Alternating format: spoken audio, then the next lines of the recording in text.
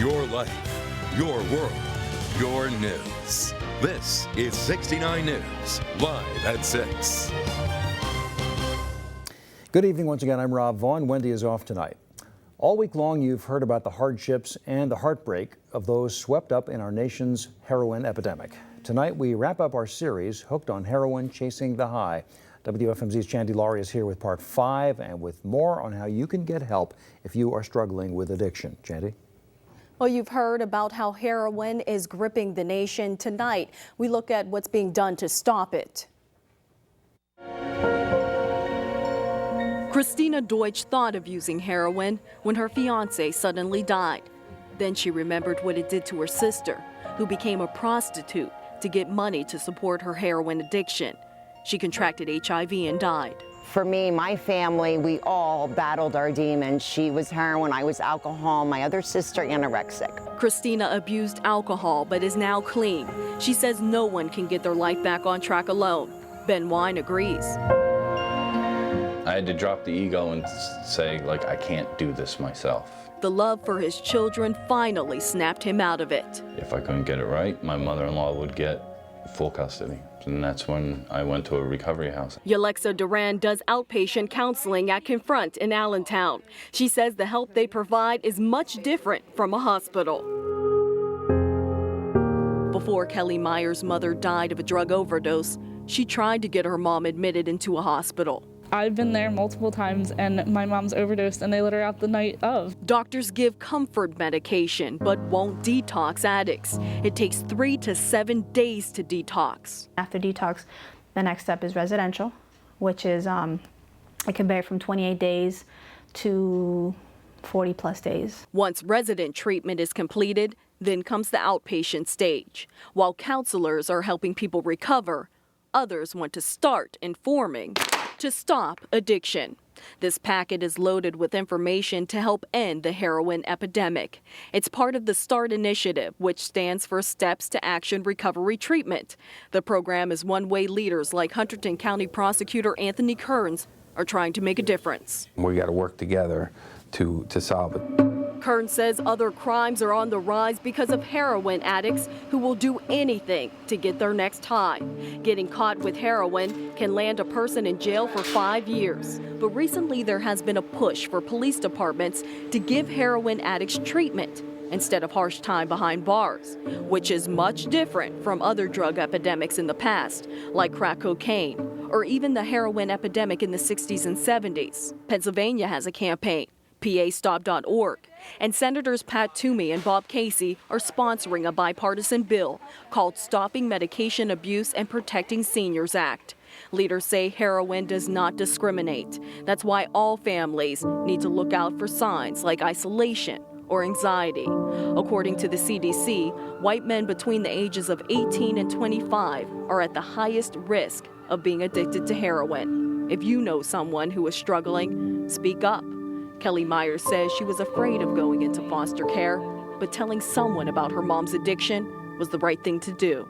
Knowing that you did something is going to make you feel a lot better. They aren't going to hate you in the end. They're going to love you because you tried to help them. Because sometimes sitting in silence can be deadly.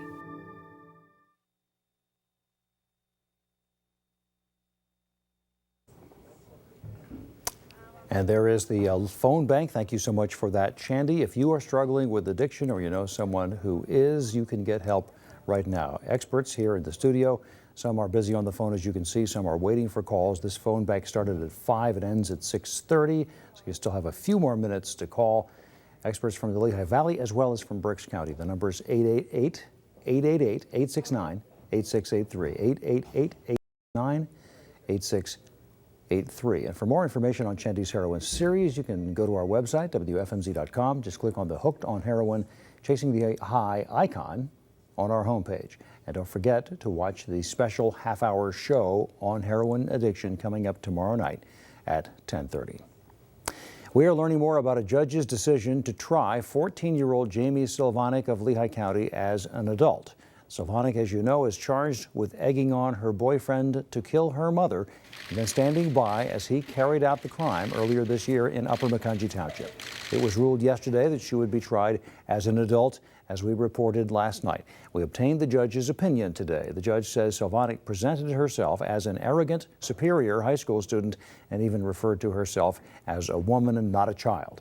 The judge also says the crime outweighs the fact that Sylvanik is a minor. November is National Adoption Month. Nationwide, there are about 100,000 kids in foster care, 2,000 of them here in Pennsylvania. Adopting a child up to the age of 21 is free in Pennsylvania, with state subsidies helping to cover the costs. The Salvation Army says the adoption process can take about a year. People have a lot of negative negative ideas about what these kids are coming with, and they have a lot of reasons for why they are not the right fit. But at the end of the day, to be an adoptive parent is just to have patience and be loving and be understanding. The Salvation Army says this year the campaign is focusing on adopting teenagers. For more information, go to our website, WFMZ.com. Thanksgiving is still about a week away, but it's beginning to look a lot like Christmas in the Christmas City. WFMZ's Hillary Lane has more on the opening day of a holiday tradition in Bethlehem. It certainly doesn't feel like Christmas outside on this beautiful November day. It's nice and comfortable today. But inside Christkindl Mart, here at the Steel Stacks in Bethlehem, it's nice to be in the Christmas spirit. The Christmas season is well underway. How many years have you been coming here? Ever since it started. 23 years ago. Officials say more than 60,000 people will visit Christkindl Mart this year. People can stroll the aisles upon aisles and shop for unique handmade gifts, home decor, holiday collectibles. Now we're going to flatten this down. Ray Keller of Tannersville, Monroe County, is helping to fire up the holiday season. He's one of more than 130 local vendors here. I melt the glass, heat it up, soften it, and then I make all these different items that are here. After Keller finished with his work for the day, he passed the torch on to me. You just don't want to put your hand in front of that flame. Okay. That's 5,000 degrees. Whoa. After quite a bit of instruction, I was well on my way. Stick it on, pull it off in the fire. Okay. This is a challenge. This is hard. So with some help from the professional, our glass Santas were complete. Well, not exactly yours, but I tried. While my creations definitely won't be up for sale anytime soon, there are still plenty of other gifts to buy here at Christkindl Mart. Perfect for everyone on your nice list.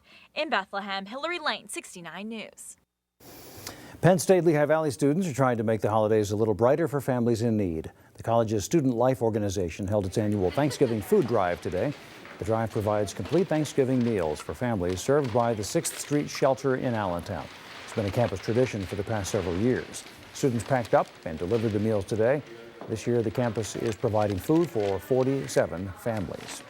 Meantime, the mayor's Christmas tree in Bethlehem is looking pretty sharp thanks to the handiwork of some third graders. Students from Miller Heights Elementary and Holy Infancy were invited to help decorate the tree today. The students hung handmade ornaments that represent themselves, their school, and the city.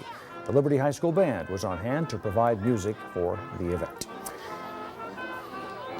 All right, and there is more to come on the news at 6 tonight. Up next, more carnage on a massive scale. This time, the attack at a hotel in West Africa, the very latest, straight ahead. Also ahead tonight, a man convicted of espionage has been released from prison after 30 years. Full story coming up.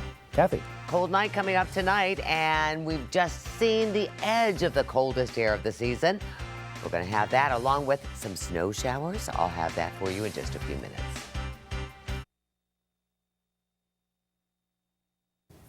There are conflicting reports about the number of casualties after Islamic extremists stormed a hotel in the West African country of Mali. According to a French report, 19 people were killed in the attack at the Radisson Blu earlier today. A UN official puts the death toll at 27. 2 of the attackers were also killed. A U.S. military official says 6 Americans were among those evacuated from that hotel. The death toll continues to rise in the wake of the attacks in Paris 1 week ago. The French Prime Minister says 1 more person has died, bringing the total number dead to 130. Also today, France's Senate voted to extend the state of emergency by 3 months. And the French military is seeing a surge in the number of people who want to join up. An Army recruitment spokesman says the number of applicants has tripled in the past week. Convicted spy Jonathan Pollard was released from prison today after 30 years. The 61-year-old former Navy intelligence analyst checked in at a federal probation office in New York early this morning. According to court papers, he will be working at a financial firm in the city.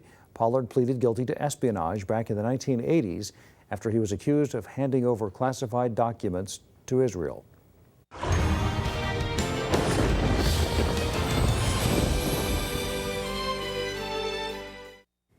And welcome back, everyone, as we take a live shot and look from the PPL Center.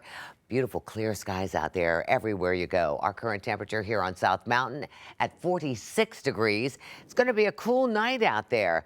Now, our current conditions, everyone is under the clear skies, but way down, I'm not quite sure that is the correct temperature for Pottstown. We'll have to check on that. But 38 definitely for Poconos right now. And you can tell where that is headed and where all of us are headed later on tonight. It's going to be a real cold overnight low. For rain totals yesterday, yeah, we had pretty much to add to the rain bucket, with Allentown at about ½ inch, Reading at about ¼ of an inch, Philadelphia about ¾ of an inch, but the big winner was Mount Pocono at 1.46 inches. And while we were dealing with the rain yesterday, parts of Iowa and South Dakota had over 1 foot to 2 feet of snow. And look at this. This is a current shot right now. You can see how that snow, they're expecting about another foot in parts of Iowa. We will get a slither of that storm system, and I'll tell you when in just a moment. But right now, clear skies, so get out there and enjoy it, especially if you're out headed for the football games. Kickoff, 44 degrees, but then, boy, by halftime, it's 40, and bundle up and bring those jackets. It's going to be in the 30s by the time you head home tonight. For us, we're going to see that system move out of the Great Lakes, low pressure system, and a cold front. It's going to be dragging a cold front along with it, pushing towards us, and just a slither of it. It's going to weaken so much, folks, that it's going to be mostly moisture starved. So tomorrow, I think we might see a couple of clouds here and there, latter part of the day. The big deal, though, is that we will see a little bit of rain and some snow showers. You can see right here on the edge of your screen, moving in to the west and north of us for the most part, especially the Poconos, and maybe a little bit of lingering showers left over for Sunday morning. But then we clear things out very nicely, and we couldn't ask for a better travel scenario for Monday, Tuesday, and for Wednesday. And as far as Turkey Day goes, this is unbelievable. For this late in November to have a daytime high of 55 degrees and sunny, and for all those sales on Black Friday, absolutely fabulous. Overnight low tonight, going down to 28 degrees. Have yourself a safe and wonderful weekend out there. And for the extended outlook for tomorrow, it looks rather nice, partly sunny, but then turning cloudy at night. And I really think those showers and a wet snowflake here and there in the Poconos won't come until wee hours of the morning. After a possible brief morning shower on Sunday, a breezy day with a mix of clouds and sun. Monday, coldest air of the season. Brr. Daytime high 44, overnight low 25, and sunny but still cold on Tuesday and Wednesday. Sunshine, very nice for Thanksgiving as we warm up to the mid 50s and flirt with 60 for Black Friday. Won't that be nice? Perfect. For all those shoppers out there. Yes, for all those good bargains. Thanks, Kathy. You're welcome. A cleanup project at a historic cemetery in Easton is getting a boost. The goal was undoing the damage from Hurricane Sandy. Will Lewis has more. Many come to the Easton Cemetery to bury the dead. However, this is a funeral of a different type. A lot of these trees have gone full cycle in their lifespan.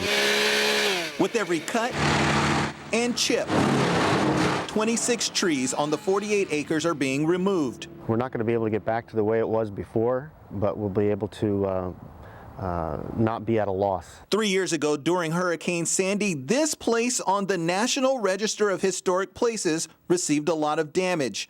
Trees down, vintage wrought iron fences broken, and even granite coping split into pieces. It took the crew that was working here at that time many months to be able to get it all cleaned up. The private company could only do so much due to funding.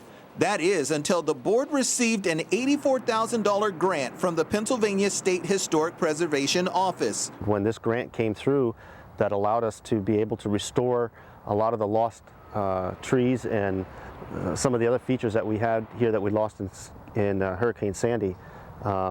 It fit us perfectly. Just like there's a record of every grave here at the cemetery, the staff tells me there's a logbook for every tree. So for every tree dug up, it will be replaced. The work is not as easy as it looks. Workers need to be meticulous because some of these grave markers have been in place since the 1900s. It's important for us to preserve what's here. We're not going to get it again. Preservation of the past while making sure this historic cemetery will be here for years to come. Will Lewis, 69 News.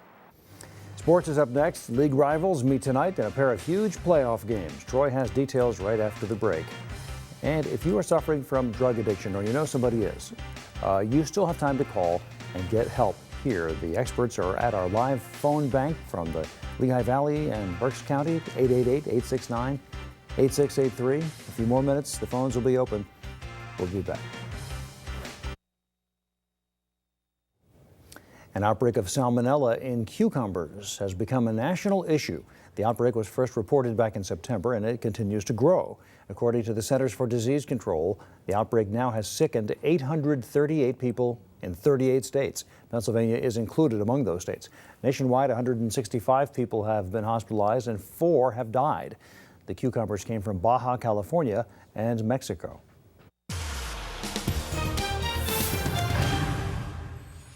And time for another look at sports. We go out to Parkland again. Troy Hines standing by live. Troy?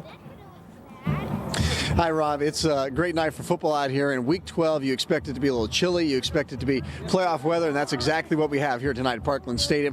And we have a big week coming up, not only here, but across our area. There are some great games and some great rematches. This is one of those rematches. Parkland and Easton not only played in Week 6 this year, a game Parkland won 28-3, but they also played last year in the playoffs and last year in the regular season, and the year before that it was the same scenario. So these two teams and these two programs are very familiar with one another. There won't be a whole lot of surprises on the football field tonight when they get together in the District 11 semifinal round. But there will be a lot of stuff at stake here tonight because the Liberty-Wyoming Valley West game means without Liberty winning, if Wyoming Valley West wins that game, the winner of this game is the District 11 champion in that sub-regional bracket. So there's a lot at stake.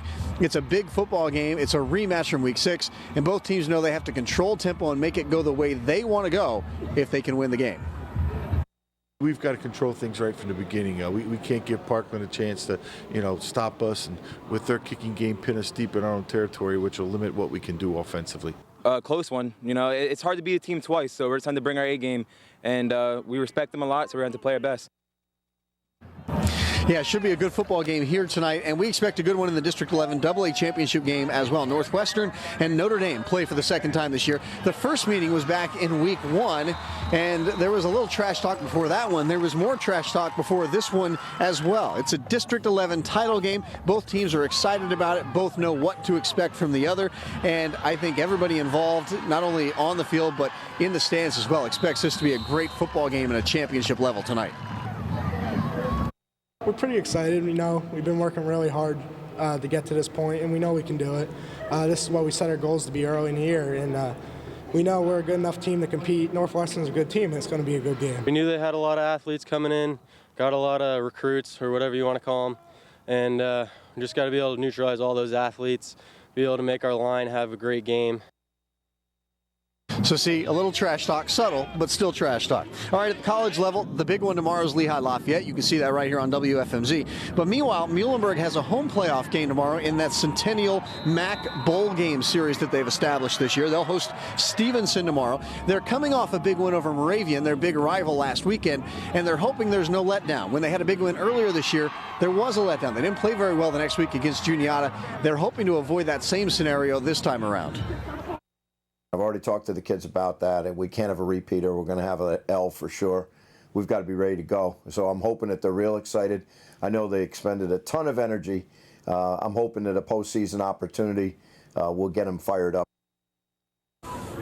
All right, it's not just football this weekend. We have some big games on the field hockey field and the volleyball court as well. The big field hockey one here in the Lehigh Valley tomorrow at Whitehall is the Emmaus State Championship game at the AAA level. Emmaus will host Palmyra, and for Emmaus, this is the 13th time they've been in the state championship game. They've won 10 of those. They've lost a couple of times. They're hoping to get the 11th win in program history in the state championship game tomorrow with a win. It would certainly mean a lot to Sue Butch-Staven and her players.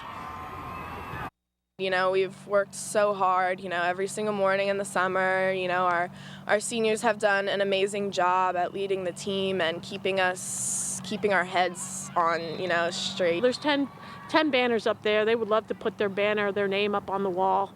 It would be a great honor for them to do that. This is going to be our 13th trip. Twin Valley plays the AA game tomorrow, and then Emmaus plays in the AAA game. Should be a very full day of championship field hockey in Whitehall. Live at Parkland Stadium, I'm Troy Hine. Rob, back to you. All right, thank you, sir. Put 100 candles on the cake for the Women's Club of Allentown. The club recently celebrated a century of service in the Queen City. This weekend's History's Headlines has the story of how the club came about after a failed attempt to get women the right to vote back in 1915. Since then, it's served as a social outlet and a career booster for countless women. It's also supported a number of causes in the community. Check out the full story, History's Headlines, at WFMZ.com, and we'll be right back. Tonight, 2 Lehigh Valley mosques are holding an interfaith prayer vigil for the victims of recent terrorist attacks. Melanie Falcon has more on that and other stories you'll see later tonight on 69 News. Tonight's vigil in downtown Allentown follows the deadly attacks in Paris and Mali. Tonight at 10, we'll have more on the prayer service, including reaction from local religious leaders. And then on the Berks edition, the search continues for a missing college student from Montgomery County who could have a gun. And police say he was spotted in Berks County. We'll have the latest at 10:30. Now, these are just some of the stories that you'll see tonight on 69 News starting at 10. All right, and last word, Kathy? It's going to be a cold one tonight and really not bad tomorrow because I think it turns out pretty nice over the afternoon hours, but then cloudy at night with a few showers and wet snowflakes possible in the Poconos. Maybe a brief morning shower left over on Sunday. Gorgeous on Monday and Tuesday, but cold. Yeah, wind chills will be in the 30s and 20s again. But a little warmer for the big day. Absolutely. For the turkey. Yeah. Good. All right, thanks, Kathy. That's it for now. We'll be back with more news coming up at 10. See you then. Good night. Good night.